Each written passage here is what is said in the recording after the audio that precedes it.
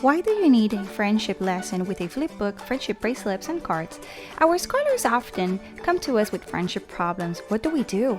We reteach specific skills. The product includes interactive PowerPoint, friendship with hands-on activities to empower students with positive friendship skills.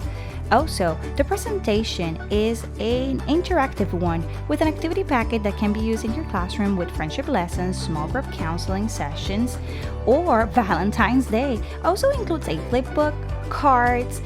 Some of the questions are: what is friendship? Why is it important? What does BFF means? What are characteristics of a good friend versus a negative friend? What can cause a friendship problem? How can I fix it? What do you do if someone unfriends us? How can we fix a friendship issue? After the lesson, let's make some connections, color, cut, create, and show a couple of friends how much you appreciate them and how any problem can have a solution if we try our best. You can find this product at Counseling Solutions by Chris TPT store. Thank you.